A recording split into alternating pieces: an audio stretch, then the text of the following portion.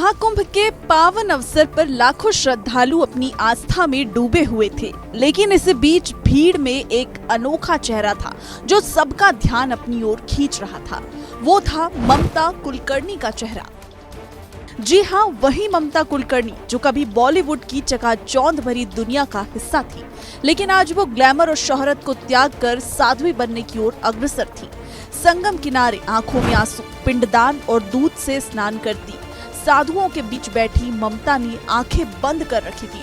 उनकी चोटी कटने की प्रक्रिया शुरू हो चुकी थी और यह वो पल था जो उनके पुराने जीवन से अंतिम नाता तोड़ने का प्रतीक था, यानी पिंडदान करना। संध्या में पट्टाभिषेक समारोह हुआ। साधुओं ने ममता को यामाई ममता नंदगिरी नाम दिया और किन्नर अखाड़े की महामंडलेश्वर के रूप में स्वीकार किया।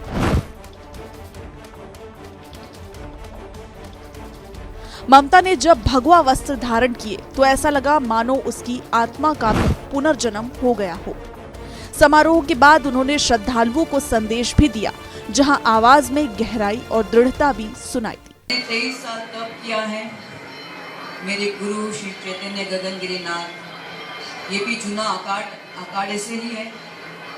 और मैं लक्ष्मी श्री नारायण त्रिपाठी डॉक्टर से 2 साल में संपर्क।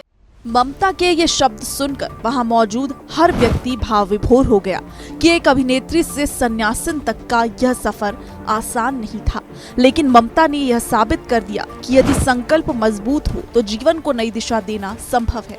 अब यामाई ममता नंदगिरी का हर कदम एक नई कहानी लिखेगा। आत्मा की शुद्धता, समाज का उत्थान और जीवन का सच्चा अर्थ समझाने की कहानी। ममता कुलकर्णी के चकाचौंध से मोक्ष तक के सफर में किन्नर अखाड़े की आचार्य महामंडलेश्वर लक्ष्मी नारायण त्रिपाठी ने उन्हें दीक्षा प्रदान की और इस नए अध्याय के लिए आशीर्वाद भी दिया। उन्होंने ममता के इस निर्णय का स्वागत करते हुए कहा कि यह आध्यात्मिक मार्ग पर एक महत्वपूर्ण कदम है। साथ ही ममता के इस परिवर्तन को सराहा और उनके भविष्य के लिए शुभकामनाएं दी। आज इनको सनातन धर्म से जुड़ के और सनातन के लिए काम करना था, ललक थी, इनको चाहत थी। किन्नर अखाड़े ने सबको जोड़ा है जो भी सनातन के लिए काम करेगा, और हमने श्री यमाई ममता नंदगिरी माता जी को भी हमारे साथ जोड़ दिया। अब ये जानना भी जरूरी है कि महामंडलेश्वर करते क्या है। आपको बता दें, महामंडलेश्वर एक उच्च धार्मिक उपाधि है जो हिंदू धर्म के विभिन्न अखाड़ों या धार्मिक संस्थानों में दी जाती है। ये उपाधि उन संतों को दी जाती है जो न केवल आध्यात्मिक ज्ञान में पारंगत होते हैं, बल्कि समाज के कल्याण और धर्म के प्रचार प्रसार में सक्रिय भूमिका निभाते हैं। महामंडलेश्वर अखाड़े के प्रमुख या वरिष्ठ संत होते हैं। वे धार्मिक अनुष्ठानों, परंपराओं और अखाड़े के कार्यों का संचालन करते हैं। अपने अनुयायियों और समाज को धर्म, योग, वेदांत और आध्यात्मिकता का ज्ञान देते हैं। वे अखाड़े के सांस्कृतिक और धार्मिक धरोहर को संरक्षित रखने की जिम्मेदारी निभाते हैं। महामंडलेश्वर कुंभ मेले जैसे धार्मिक आयोजनों में अपने अखाड़े का नेतृत्व करते हैं और शोभा यात्राओं में भाग लेते हैं। लेकिन ये उपाधि आसानी से नहीं मिलती।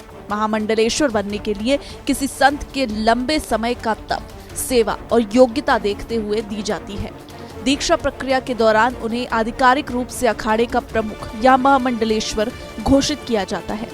ये प्रक्रिया पारंपरिक अनुष्ठानों और आशीर्वाद के माध्यम से होती है। वहीं महामंडलेश्वर का समाज पर गहरा प्रभाव पड़ता है। महामंडलेश्वर समाज के लिए प्रेरणा का स्रोत होते हैं।